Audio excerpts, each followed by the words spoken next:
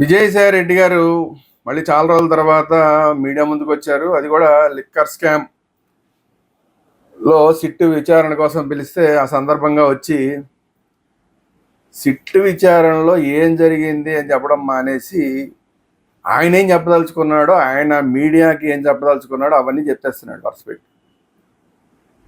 సరే, కొన్ని సిట్ అడిగింది అన్నాడు, కొన్ని ఏమో ఈయన మీడియాకి చెప్పదలుచుకున్న మాటలన్నీ కూడా మాట్లాడేశాడు. అన్నీ అయిపోయినాయి. నిన్న ఆయన మాట్లాడిన మాటలు చూసిన తర్వాత చాలా క్లియర్గా డౌట్ వచ్చేది ఏంటంటే, విజయసాయి రెడ్డి గారు జగన్మోహన్ రెడ్డికి అనుకూల కోవర్ట్గా మళ్ళీ రాజకీయాల్లోకి వస్తున్నారు అనేది చాలా క్లియర్గా అర్థమవుతున్నట్లాగా అనిపిస్తుంది. ఎందుకంటే ఆయన మాటలన్నీ కూడా అలాగ ఉన్నాయి. అసలు లిక్కర్ స్కామే జరగలేదంటాడు.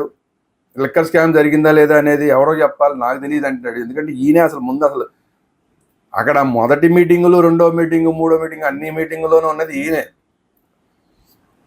అందువల్ల ఈయన కన్నా ఎక్కువ ఎవరు తెలుస్తుంది? మళ్ళీ ఎవరు రాజకేశ్ రెడ్డికి తెలుసు, అది ఇది ఏదో చెప్తున్నాడు. అసలు లిక్కర్ స్కామ్కి జగన్మోహన్ రెడ్డికి సంబంధమే లేదన్నట్లాగా మాట్లాడుతున్నాడు. జగన్మోహన్ రెడ్డికి తెలిసి అసలు ఈ లిక్కర్ స్కామ్ అనేది ఒకవేళ జరిగితే కనుక అది జగన్మోహన్ రెడ్డికి తెలిసి జరిగి ఉండదు అని చెప్పి జగన్మోహన్ రెడ్డికి క్లీన్ చిట్ ఇచ్చే ప్రయత్నం అనేది క్లియర్గా చేస్తున్నాడు ఈయన. మళ్ళీ ఈయన మాట్లాడుతున్న మాటల్లో రాబోయే రోజుల్లో ఈయన ఏం చేయబోతున్నాడు, బహుశా ఒక పార్టీ పెడతాడో ఏదో అయ్యి ఉంటుంది. అది సరే, అది ఆయన అనౌన్స్మెంట్ చేసిన తర్వాత దాని గురించి మాట్లాడదాం. నేను ఒక మధ్య మార్గాన్ని ఎంచుకున్నాను అంటే, ఇప్పుడు అధికార పార్టీ ప్రతిపక్ష పార్టీ కాకుండా ఒక మధ్య మార్గాన్ని ఎంచుకుంటున్నానని చెప్తూనే, ఒక ప్రతిపక్ష పార్టీ ఇంకొక ప్రతిపక్ష పార్టీని విమర్శిస్తే దానికి పస ఉండదు, ఆ విమర్శల్లో అధికార పార్టీనే విమర్శించాలి అని చెప్తున్నాడు. అంటే ఏంటి? రాబోయే రోజుల్లో నేను అధికార పార్టీని విమర్శిస్తాను, జగన్మోహన్ రెడ్డిని విమర్శించను అని క్లియర్గా ఆయన చెప్తున్నాడు. ఇదంతా కోవర్ట్ రాజకీయం కాబట్టి ఏంటి అనేది ఇప్పుడు అందరికీ వస్తున్న డౌట్. పైగా అన్నిటికన్నా ఇంకొక దుర్మార్గమైన మాట ఏం మాట్లాడుతున్నాడంటే, ఆయన జగన్మోహన్ రెడ్డి ఈ కూటమిగా ఉన్నంతకాలం మళ్ళీ అధికారంలోకి వచ్చే ఛాన్స్ లేదని చెప్తున్నాడు. అది చెప్తూ ఈ కూటమిని విడగొట్టడానికి కావాల్సిన ప్లానింగ్లు చేసే కెపాసిటీ అని ఇలా చూపిస్తున్నాడు. అంటే ఆయనకే ఉందన్నట్లాగా. అక్కడ కోటరీకి ఎవరికి లేదు అని చెప్తున్నాడు. ఇప్పుడు జగన్మోహన్ రెడ్డి దగ్గర ఉన్న కోటరీకి ఎవరి దగ్గర కూడా అలాంటి ప్లానింగ్, ఈ కూటమిని విడగొట్టే ప్లానింగ్ చెప్పేంత లేదు అని చెప్తున్నాడు. అంటే తన వైపు చూపించుకుంటూ తనకి మాత్రమే ఉంది, ఇంకెవరి దగ్గర లేదు ఆ కూటమిని విడగొట్టే ప్లానింగ్ కానీ ఆ స్ట్రాటజీలు కానీ అన్నట్లాగా ఆయన మాట్లాడుతున్నాడు. ఇంతకన్నా క్లియర్గా ఇంకా ఆయన జగన్మోహన్ రెడ్డి కోవర్ట్గా పనిచేస్తున్నాడు, రాబోయే రోజుల్లో పనిచేయబోతూ రాజకీయాల్లోకి వస్తున్నాడు మళ్ళీ అనేది చాలా క్లియర్గా అర్థమవుతున్న అంశం. మరి ఈ విషయం మీద ఇంకా ఎవరు ఎందుకని దృష్టి పెట్టట్లేదు అనేది కొంచెం ఆశ్చర్యం కలిగిస్తుంది. అందరూ వెయిట్ అండ్ సీ పాలసీలో ఉన్నట్టున్నారు.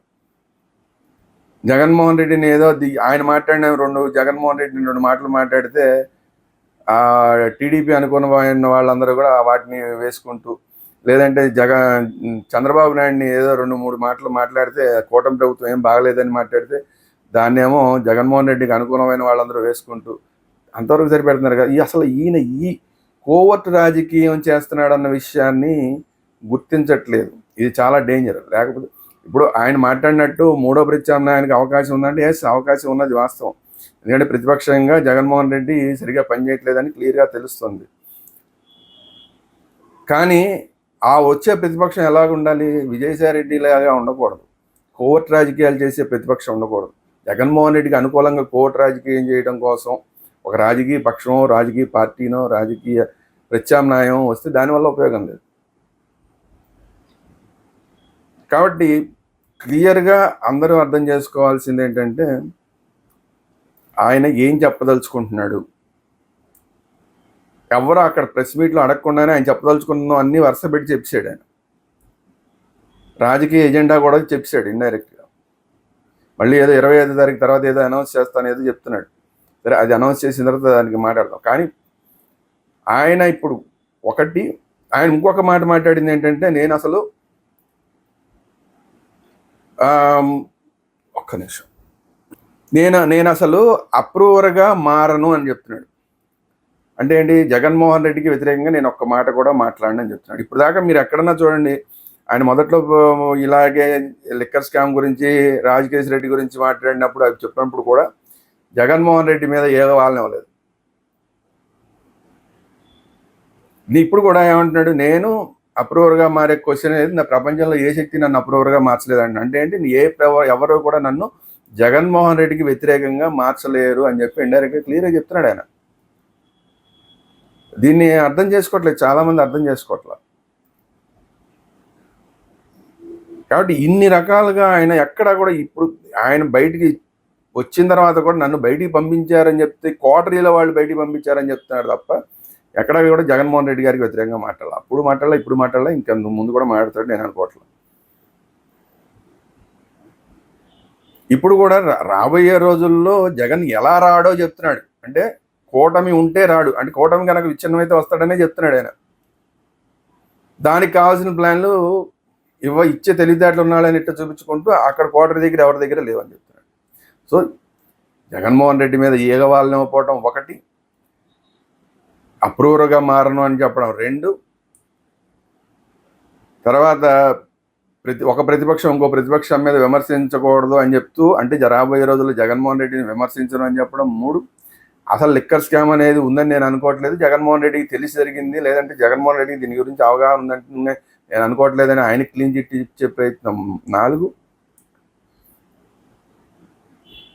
ఏదైనా పార్టీలో జాయిన్ అవుతారంటే పార్టీలో జాయిన్ అవ్వడం గురించి ఫస్ట్ నేను ఏ పార్టీలో జాయిన్ అవునని చెప్పారు, తర్వాత మళ్ళీ మాటలు మార్చి నేను ఎవరన్నా పిలిస్తే అప్పుడు చూద్దాంలే అన్నాడు. కానీ మధ్య మార్గం అని చెప్తున్నాడు క్లియర్గా, ఆ మధ్య మార్గంలో వెళ్తానని చెప్తున్నాడు. మధ్య మార్గంలో వెళ్తూ జగన్మోహన్ రెడ్డికి అనుకూలంగా రాబోయే రోజుల్లో కూటమిని విచ్ఛిన్నం చేయడానికి నేను పనిచేయబోతున్నాను అని చెప్పి క్లియర్గా ఆయన చెప్తున్నారు. ఇది ఆంధ్రప్రదేశ్ ప్రజానీకం మొత్తం కూడా గమనించాల్సిన అంశం.